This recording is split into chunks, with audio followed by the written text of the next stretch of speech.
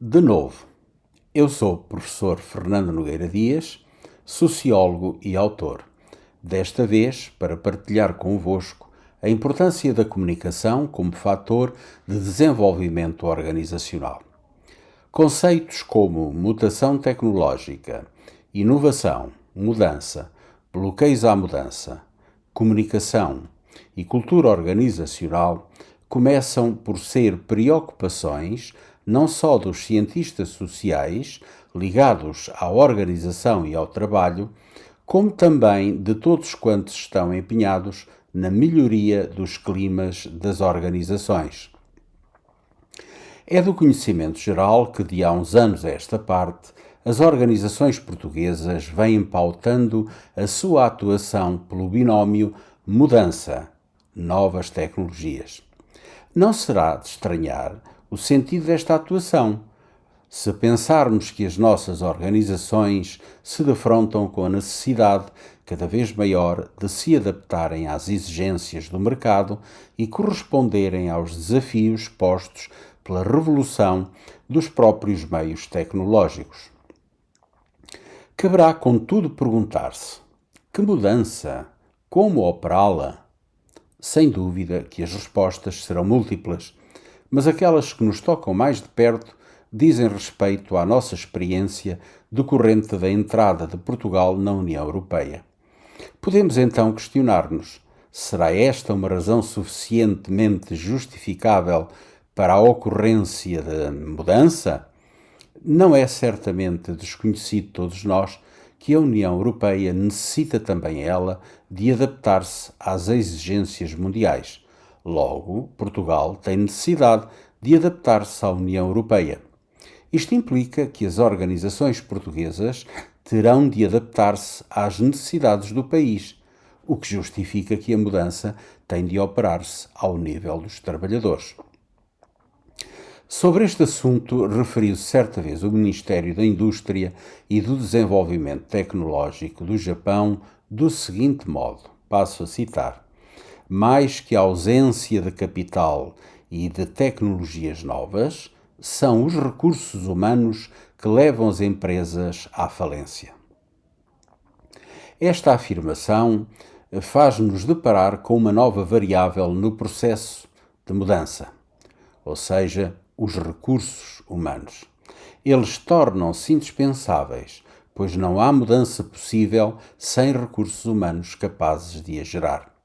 Seria, porém, ingênuo pensar-se que a mudança nas organizações se pode atingir pelo simples domínio dos ingredientes novas tecnologias, recursos humanos e intenção de mudar. Há que contar com dois fatores muito importantes: os bloqueios à mudança e a vontade daqueles que laboram nas organizações.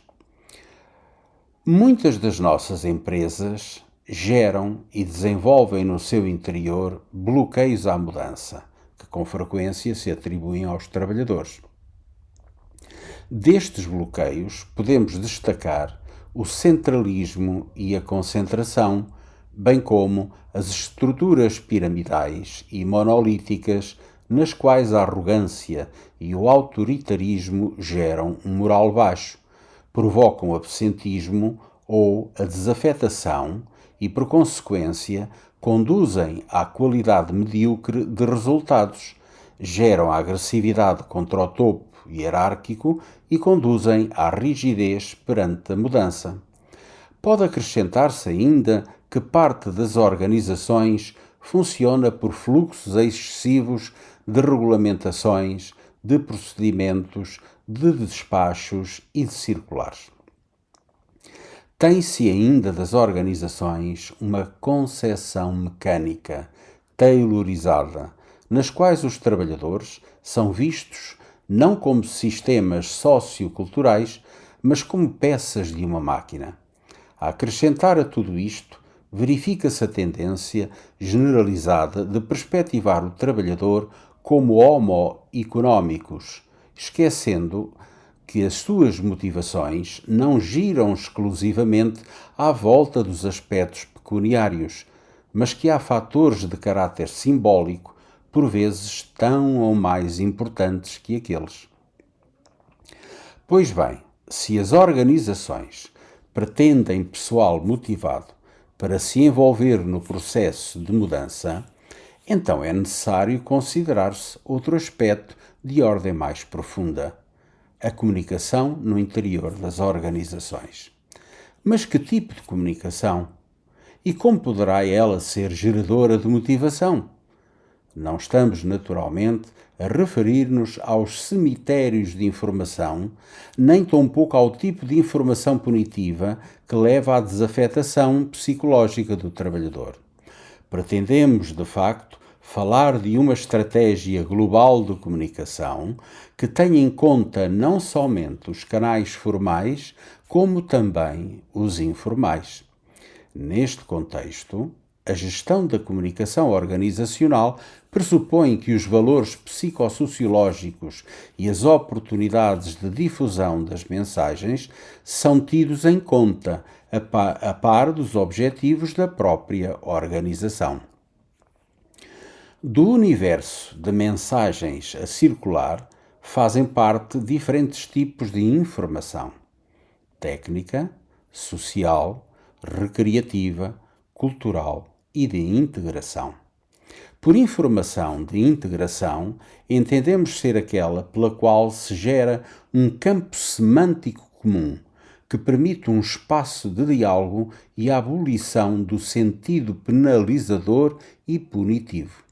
Ao contrário da informação punitiva e normativa, a informação de integração caracteriza-se pelos seguintes objetivos: descodificação, no sentido de tornar entendido por todos as normas e as formas da organização; personalização, de modo a que cada elemento da organização seja capaz de identificar o seu trabalho e o dos outros; clarificação, de forma a tornar transparentes os objetivos organizacionais, os meios disponíveis, as barreiras e os resultados da atividade da organização.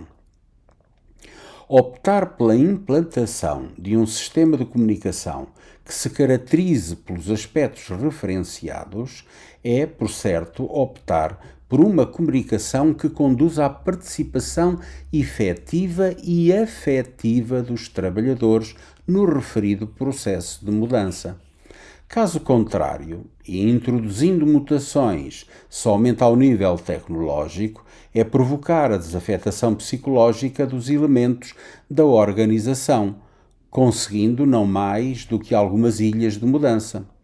Todavia, pretendendo-se adotar uma estratégia global de comunicação, é indispensável olhar tanto as organizações como os trabalhadores por uma nova perspectiva, a de um sistema aberto, nos quais a comunicação flui com propósitos definidos, sem enredos ou estratégias de bolso, do qual se tiram ideias como quem tira berlindes para brincar.